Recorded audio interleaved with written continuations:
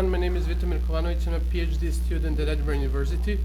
And today I'm going to talk to you about one of the projects that we did there with some of our students, master students, on a platform for experimentation with MOOCs. So this is a work in progress. And let me move. Is it working? Oh, what is it? Okay. So first of all, I want to look at why MOOCs are interesting for us as researchers. So on top of all the other reasons you've seen news reports about why they're changing the world and so on, first of all, they're very interesting because historically educational research was always small scale. Typically the data is either have a control study or small scale classroom-based, design-based research and so on. This is the first time we have like 1,000 students in a single course where we can use that data for something. There is the potential for improving online learning, on-campus learning experience. We can use the data to improve our face-to-face courses, our other types of learning modes. Also, we can experiment with different teaching innovations. So we can use University of Michigan, for instance, uses a lot of MOOCs to improve to innovate in teaching. And finally, to improve understanding of how humans learn. As the researchers, those are the things that we really are very interested and excited about with MOOCs. Of course, there are other, even more important reasons like democratization of learning, helping peoples in developing countries, all of that political, to some extent, reasons, which are quite important, but out of my scope of impact. I really cannot work on those domains. So reducing the cost, helping developing countries, and so on. And the problem is, this is one of my very favorite quotes, is about the big data. And everybody tries to use big data, but it's very hard to use. So now everybody thinks that it's so cool and so on. And this is a professor from, I think, Brown University, very famous researcher. Now, using the MOOC data, there are many challenges there. So diverse data sources. We have all sorts of data sources coming out, survey data, demographic data, discussion data, trace data from clicks and so on. Tracking users across platforms. People use other environments like Twitter or Facebook. How would you connect them? They use one email to register for edX, the other to register for Twitter now. Good luck connecting those things. Data formats, disconnected data sources, problems with IRBs, and all kinds of problems. And on top of that, you need a really understanding of data science methods, and many professors don't really have that knowledge. I mean, they're like, professor in psychology or sociology or English language really does not need, out of his skill set is to use machine learning algorithms. On top of that, how would you interpret the data? And as well, replication of studies. So we have so many studies that are not being replicated in all forms of social science, as well in education and in MOOC research. If we have in current data platform, in MOOC data platforms, we have support for experimentation, but it really needs to be carefully planned in advance. So you want to build, say, I'm going to experiment whether the short videos versus long videos, which one is better. So I'm going to make 2 versions of the course. When students enroll, randomly going to be assigned to A or B, and then it's going to. But you cannot say in the 3rd week of a course, say, oh, this group of students seem to be lagging behind. How about we send half of them one message and the other half something else to see what's going to happen. So something in the middle of the course just to see what's going to happen. I mean, in classroom people do those kind of, you can to some extent experiment, but here it's really hard to do that. So even though we have the MOOC data, bunch of data, we're not making much progress with that. And because people lack those skills, this is a reason why it was really dominated by computer science, because those instructors of computer science MOOCs, they have the knowledge to analyze the data. That's the thing. They know how to crunch all of that and produce certain results. That's why learning at scale and other people are doing that. Now, and we wanted to, we had master students in our program for their final projects. We wanted to try to leverage their very cheap labor to build a platform for MOOC analysis. So we were really looking at this VECA tool as a role model of how it should be done. And so first of all, to have no technical prerequisites of how it should be used. So no database installation, servers installation. There is a project MOOCDB, which is a great project. The problem is it really takes you like weeks to install it, even you have a computer science degree. It's a really tough thing to install. So we cannot expect that from somebody who is not a technical person. We want to support incremental data import. So as the course goes over weeks, you can get a new batch of data from Coursera or edX. You want to import that, not to wait till the course ends and now you import and do study when it's, course was over. We want to support, first of all, cluster analysis, like the main thing, and then later we will add social network analysis. Enable follow-up analysis. So data, once you do your intervention and experimentation, you should be just exporting those information about that to R, SPSS, wherever you're familiar. So we don't want to replicate way better tools for analysis because they already exist there. We want to support that intervention, so sending those emails. For now, interventions are just emails because in online environment you're kind of limited of what you can do, especially if you're not controlling the platform like any MOOC. You don't have it installed on your site. And on top of that, to support study replication. That's the one thing, to have instructors being able to replicate already existing studies. For now, the idea was to be desktop-based system. The reason why is then you're avoiding all sorts of problems with web-based system. First of all, installing it on the university. If we make our website, MOOC experimentation.com, then they're sending the student data to us. They will have all sorts of trouble with that. So just avoid all of that. Instructor should have the data files from Coursera on their computer. If it's a desktop system, he doesn't need to tell, he can do whatever he wants with that. It's very easy to get approvals for that. But once he needs to send it somewhere, it's it's all sorts of problems. So that's why keep it to desktop for really ethics and privacy reasons. Focus on one platform for now and then extend to others. So no fancy database exceptions like, three MOOC platforms having different database structures, and now we invent a fourth one, which is abstraction of all of that. So instead of having post and reply and comment, we have something like a discourse element. And then there are discourse elements with, that's good abstraction, but for people who are using only one system, it's annoying to have two models to work with, the original ones and my abstracted one. Very few institutions need to have that abstraction. Makes all sorts of problems. And for now, we're working on Coursera old format and working on edX as well. The third Coursera, this rolling model, that's the one that we should still working on. And it's using Java just because we know how to do that and we're fast with that and easy to support many platforms. So this will be we for now developed the prototype of that and experiment and evaluate it with our end users. So this will be the overview of the platform, how it looks like fully developed. We have some pieces of it completed, not all of them. So at the top you have 4 tabs. It really resembles VECA. So you're going through the process through the tabs on the top. So first one is the overview tab where you see different kinds of engagement metrics. And for, say, you pick the total number of posts, you will see the distribution of that, and across weeks. Typically, those are the two things most people care. So when you click on another one, you will get another plot. So that's the really overview tab, just to see what kind of data you have there. If you think, oh, posts are really interesting, number of posts is very interesting, and then you see a distribution, everybody having the same score, you just ignore that feature. It's not useful. The second tab is the details tab where you will explore questions. So idea is to have a table of all the students, and then you can pick certain students, say you sort to see who has the most posts written. You put that student here.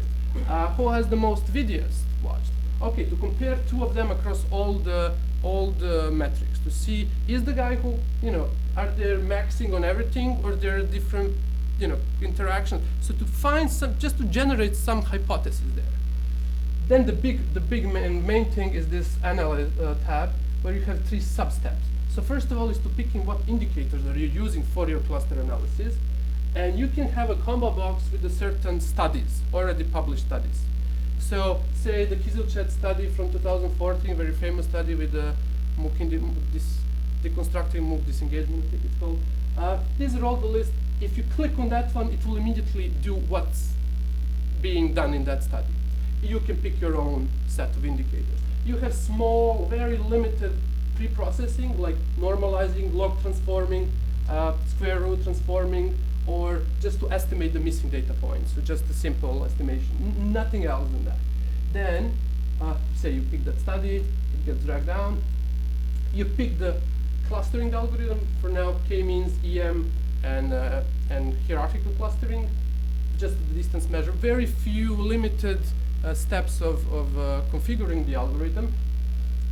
And then you just run, you'll get a textual output there, and then you can see, for instance, if you did a k-means, you can have an elbow plot to show you how many k, what k you should pick. And then silhouette plot for the to validate your clustering solution, and then you can see the profile centers, the centroids of all the clusters. So you pick one of the clusters and you just show that one. So that was the idea. At the end, in the intervene tab, you can pick your analysis results, one of the analyses that you conducted, to pick the group of students, and you send an email that has those templated like name, last name, and so on. So the thing is, you can send to whole group, say cluster 2, send to all of them, all to say send to 50% of cluster 2 one message, 50% other message. So now you found your target group that cluster 2, say they're not using discussions enough, and you send 50% one set of one message, the 50% the other message. Then you can export that and analyze in SPSS to see, you know, t-test for their final grade at the end, or something like that. So just to be one piece in the whole process. And at the end, we did the evaluation study with this prototype, when we developed user story and so on, with 11 instructors from UK, from University of Edinburgh, from institution in US and in South America, and they're all experienced MOOC users, and they all use Coursera. They have experience with online learning and so on. So most of them had like almost 3 or 4 years working with Coursera in particular. And in order to evaluate it, we used some model called technology acceptance model. It's a generally in business information systems, the model that you use to evaluate will people basically use the technology. Why will they use it? Why will not they use it? So you can build your fancy system, but nobody wants to use it because, you know, just not solving any new, you know, not value for them and so on. So the model defines several pieces, but the two key are perceived usefulness and perceived ease of use. So how useful something is and how easy to use. So if the system is not useful, doesn't really matter how easy to use it. And the other, if it's very useful but not easy to use, it will, you know, slow down the adoption. It will be impacted by that. So we divided first of all the dashboard, how useful and how easy to use it is, and intervention piece, how useful and how easy to use it is, and just the general opinion. And for each of these pieces, we had open-ended questions to see what people think about it. So the results are overall, they like the system, perceived usability and ease of use. The overall scores are quite high for the system. Typically, all the scores are. This is from 1 to 5. It's a 5-item Likert scale, so they're all in high 4s. The thing that I really like is the idea of making the questions and hypotheses and seeing the student engagement in the course and sending different interventions to subgroups. So that's the thing they really liked about the system. The idea of this providing the flexibility in use of performing interventions. This is a quote from one of the participants. Without the danger of providing blanket information inappropriately. So often that happens in the system. You just send some certain data to students, like, oh, you didn't log into the system for 2 weeks, or some student was doing something else, and so on. Typically, they have strong willingness to use the system, primarily for research rather than to improving the course design. So that was interesting. We thought it's going to be useful for them as well to improve their MOOC materials, course design, and so on. Typically, at least in our group, people were more interested about using it for our also intended purpose for research and playing out with the data. Now there was, even though we tried to address them in advance, there are so many issues that they found they were really influencing our future work. First of all, the problem with terminology.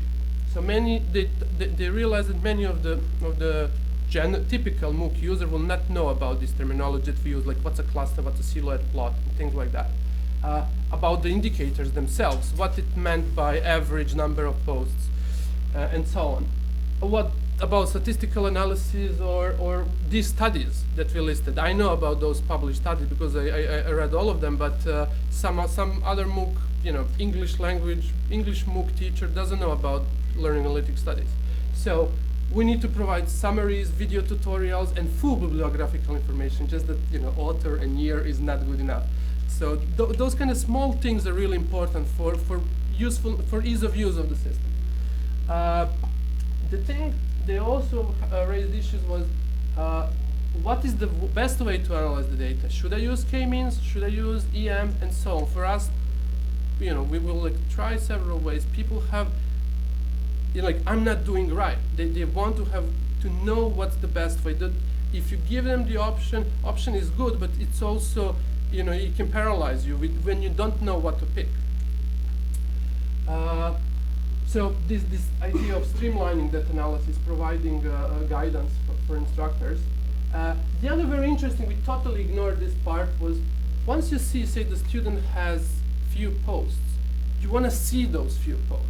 Going back to the actual data, so not just having this summary of the engagement indicators, when you click on a student, you want to see all of his data in the full richness. That's a really important thing, and in our system currently, it's not possible. So that coming back to the original content, so you see, say, the student has a low cohesion in his messages. You want to read those messages. You want to see to get some sense why the cohesion of his writing is low, and at present you can't do that. Another thing is knowing when or how to intervene. That's a general problem with learning analytics, and here as well. Once you see the data, so what? What do we do about that? So the idea is to provide more interpretable results. Instead of having those graphs, maybe, to have it written in natural language. This group of students wrote few messages, they're very highly active in videos, and they do so have like one single sentence about a cluster. The professor might, when it's synthesized that way, even though it's less accurate, because it's more abstraction, might realize what to do about that. So that's really important to have these more interpretable results. And yeah, at the moment, so we are getting this feedback that we got from this evaluation study, and we have the model for Coursera already done. We're working on edX model to support that. It will be a separate database model, so there will be literally 2 versions of the system for now. Then at the end, if we see that they're useful, we're gonna make one supporting both. But for now, we're not trying to over-engineer it in the beginning. We have one student working on SNA analysis, so we didn't include that because it was not in the paper, but we have a social network analysis of the discussions as well as one of the tabs on the edition. And at the end, idea is also to enable modules. So if you published a paper, you can say, I use these 5 new additional features, new engagement metrics, and this is the plugin for that. So that way, if we enable that replication of studies, we can improve the field itself and make so we can see, say, the model developed at Marist, will it work in UK or if, because it's a liberal arts school, whether it will work in some other type of school. So those that will strengthen in general our understanding of all of that data. So at the end, so this was just one of the quotes from participants, that this tool has a potential to be a powerful tool in educational research as well as mental tracking learners' engagement day to day. So, and I think, idea was that to capture that, enable, people to see what's happening in that data. So Thank you very much. Thank you.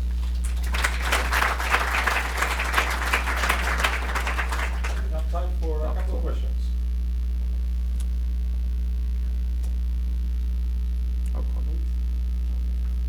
Just a very simple question about the graph that in one of the slides when you mentioned that instructor can compare students, say one student reviewed most often. Yeah.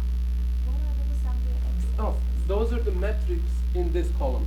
So those are all the engagement metrics. So number of percent of course completed, number of logins, average session length, how many minutes the session is, so on. So all of those, they should be extendable through plugins.